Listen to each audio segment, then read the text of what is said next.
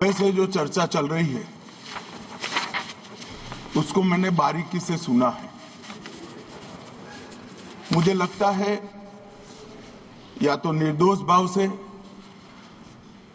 या तो राजनीतिक कारणों से ढेर सारी भ्रांतियां कई सदस्यों के मन में भी है और कई सारी भ्रांतियां सदन के माध्यम से, आपके माध्यम से पूरे देश भर में फैलाने का प्रयास भी हो रहा है। बिल पर चर्चा का जवाब तो माननीय रिज्जू साहब देंगे। मैं कुछ बातें यहां रखी है, इसको मेरी समझ के हिसाब से क्लैरिफाई करने का जरूर प्रयास करूंगा। ये वक्त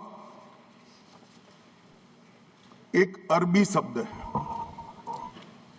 वक्त का इतिहास मान्यवर कुछ हदीसों से जुड़ा हुआ मिलता है और आजकल जिस अर्थ में वक्त शब्द का प्रयोग किया जाता है, इसका मतलब है अल्लाह के नाम पर संपत्ति का दान, पवित्र धार्मिक उद्देश्यों के लिए संपत्ति का दान। मान्यवर वक्त का समकालीन अर्थ, अभी जो अर्थ हम समझ रहे हैं, वो इस्लाम के दूसरे खलीफा श्री उमर के समय में अस्तित्व में आया। एक प्रकार से इसकी आज की भाषा में व्याख्या करें तो वक्त एक प्रकार का चैरिटेबल एंडोनमेंट है और जहां एक व्यक्ति संपत्ति, भूमि या मूल्यवान संपत्ति धार्मिक या सामाजिक भलाई के लिए दान करता है बिना उसको वापस लेने के उद्देश्य से, वहां वक्त की रचना करती। इसमें दान देता है, वो शब्द का बड़ा महत्व है। दान उस चीज का ही कर्ज किया जा सकता है जो हमारा है। सरकारी संपत्ति का दान मैं नहीं कर सकता मान्यवर, किसी और की संपत्ति का दान मैं नहीं कर सकता। दान उसी चीज का किया जाता है जो हमारा है मान्यवर। इसी विषय पर ये सारा जो बहस चल रहा है। भारत का जहां तक सवाल है, दिल्ली में सल्तनत काल के प्रारंभ में मुइज़ुद्दीन घोरी के समय पर पहली बार वक्फ अस्तित्व में आया। अंग्रेजों के जमाने में 1863 के धार्मिक दान अधिनियम से चलता था। बाद में चैरिटेबल प्रॉपर्टीज एक्ट 1890 से चला। उसके बाद 1913 में मुसलमान वक्फ वैलिडेटिंग एक्ट अस्तित्व में आया।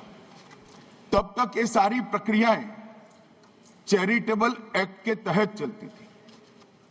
मान्यवर आजादी के बाद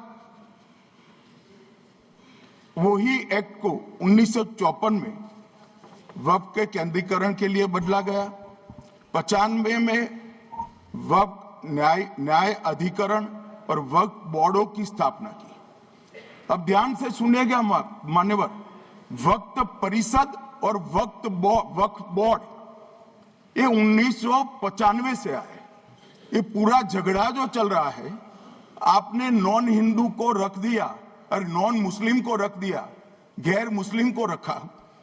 वो झगड़ा वक्फ में दखल करने का है।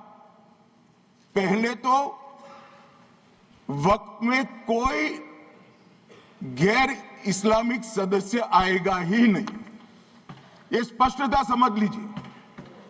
ना मुतवल्ली गैर इस्लामिक होगा, ना वाकिफ गैर इस्लामी होगा। मान्यवर वहां कोई प्रोविजन नहीं है।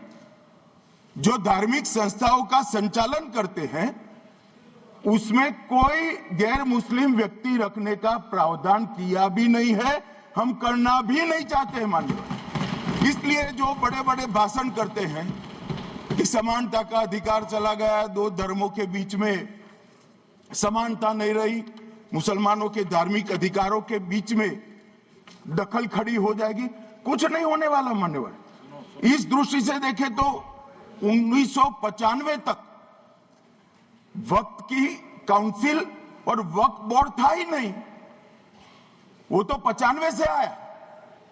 और मान्यवर, ये जो भ्रम खड़ा किया जाता है कि ये एक्ट मुस्लिम भाइयों के धार्मिक क्रियाकलापों के अंदर, उनके दान की हुई संपत्ति के अंदर दखल करने का है, ये बहुत बड़ी भ्रांति फैलाकर माइनॉरिटी को डराकर अपनी वोट बैंक खड़ी करने के लिए किया जा रहा है। मान्यवर,